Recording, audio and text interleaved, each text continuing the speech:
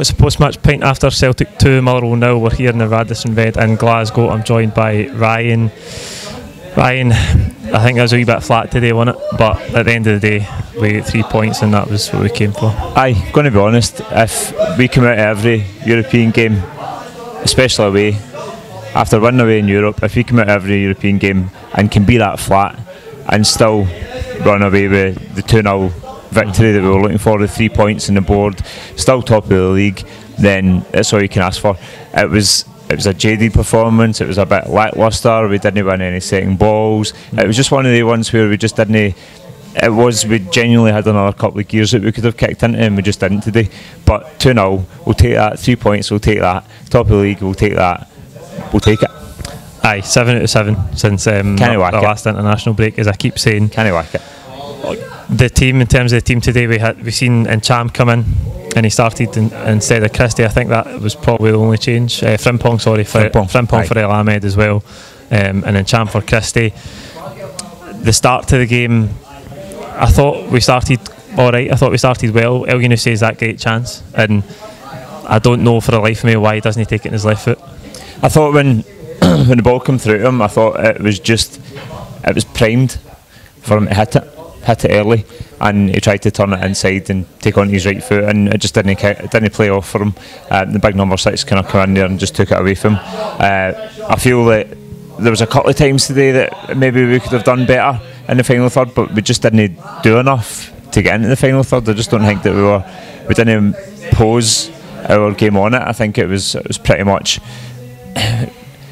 as far as you could go. It was pretty much even. Motherwell were in possession, we were in possession, nothing really much happened, and credit to them, they did alright today, but we had another couple of gears that we didn't kick into, and El Younousi should have buried that. It might have changed the game and kind of allowed us to kick on a bit because we had done alright at the start.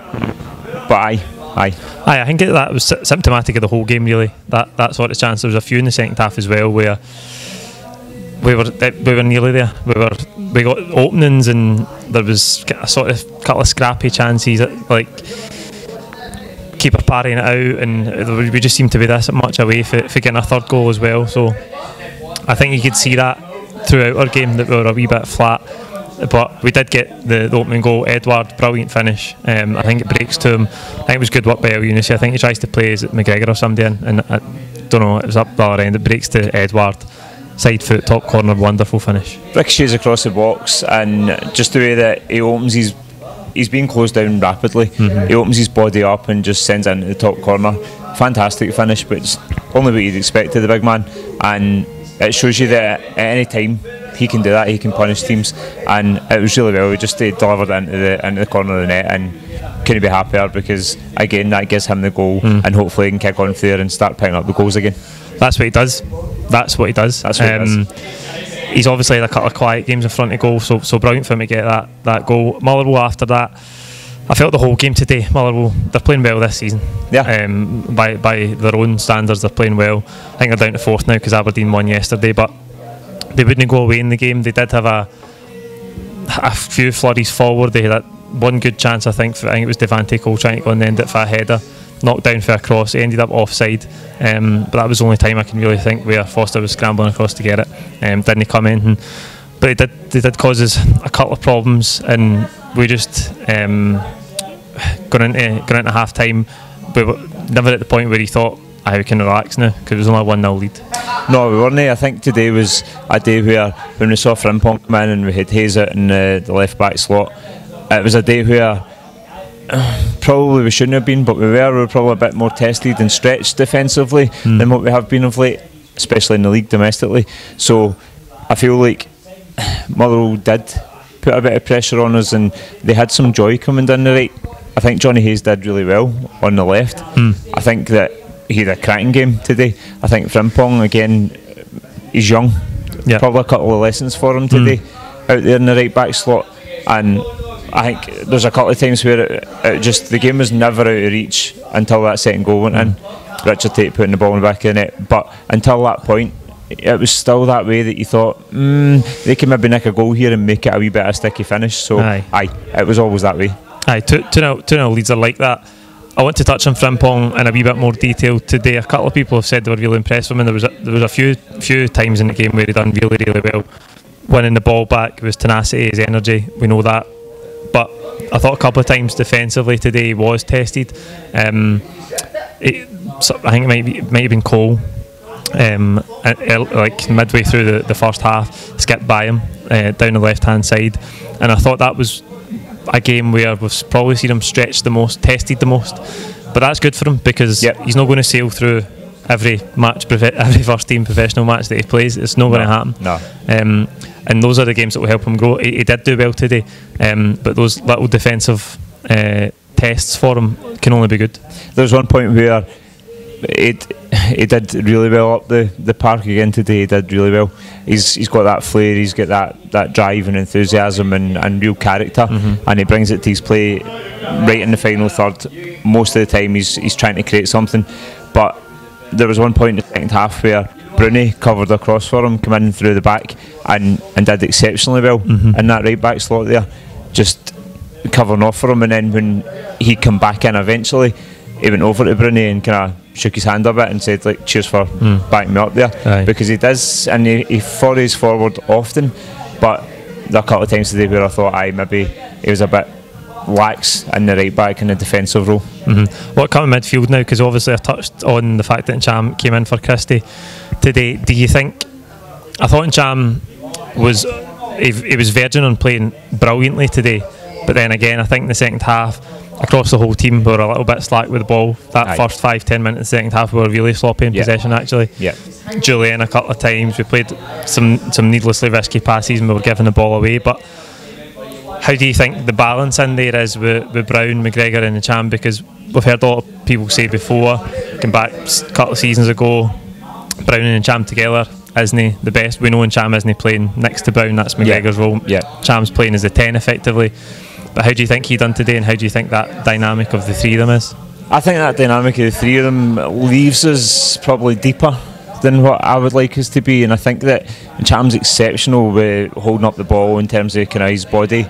He uses his body so cleverly, and how he can turn a player and open the game up a wee bit is brilliant. But I think it's far deeper than what you find Christie, and I think that we lack that energy Christie in that 10 role today. I think that could have, we've talked about it already, just where we maybe a couple of gears short of what we could have got into. I feel like with maybe Christie in that 10 spot there, we could have kicked on maybe another gear and seen a bit more flair in the final third of the park. I think that might be where we lack today. I think maybe the kind of the pairing of those three was probably just a wee bit more deep than what we would like to see.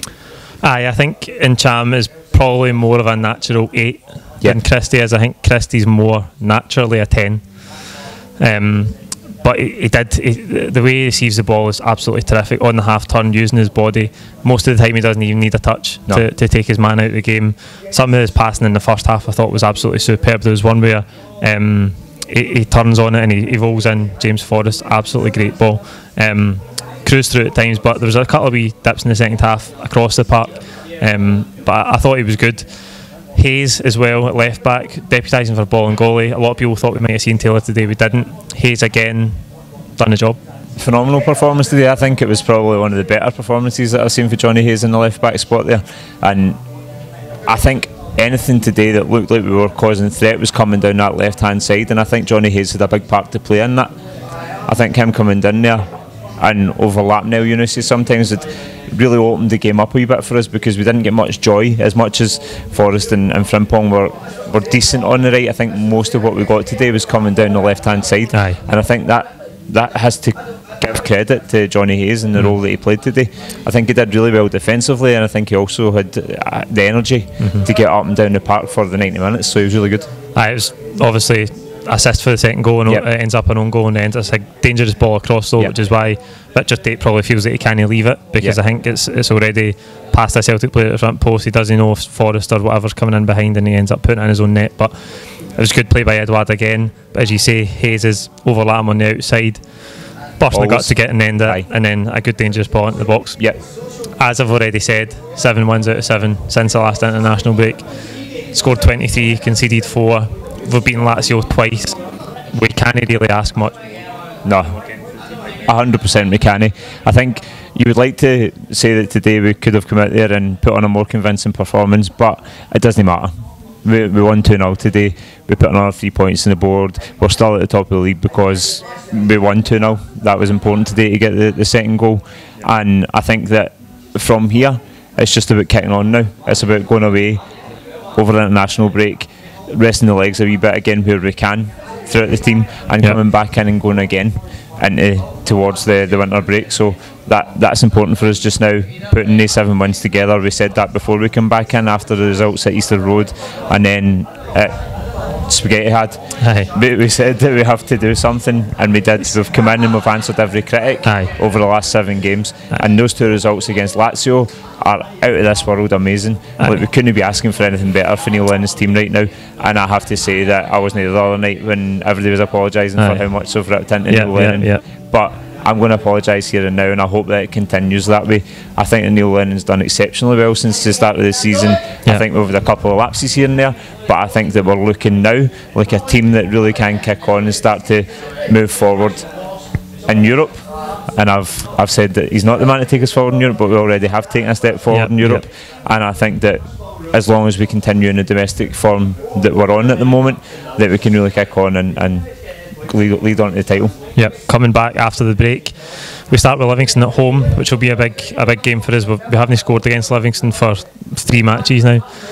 Then we've got, I think it's Ross County. We've got Rennes obviously as well. We've got Rennes, then Ross County, Hamilton, and then the cup final. So in terms of league fixtures, Livingston, Ross County, Hamilton, good little one for us before the cup final, and then December's a big month. So those 2 results against Lazio are a huge shot in the arm for us. Like they'll give everybody a lift, and they'll give the players. We've talked about the belief that the squad seem to have this season. Those results will just consolidate that belief, and it will really boost them. So we should come in back in December after the international break full of confidence and ready to go again. 100%. It's time to kick on. 4 games into the Europa League group, and we've seen European football confirmed for after Christmas. It's brilliant. So amazing. And now it is time to kick on. Those 3 games that we've got domestically before the cup final, we have to stamp our authority and continue to push forward, and getting to the tail end of the year, hopefully we're still where we are in the league domestically, and we're really kicking on for Europe in February. That's it for the post-match pint today. Like the video, comment your own thoughts below. Don't forget to subscribe if you haven't already. We've got some content coming up for you next week, even though it's an international break. We'll be at the Sleep Out at Celtic Park next Saturday night, so keep your eyes peeled for that, and we'll see you after the international break as well. Cheers.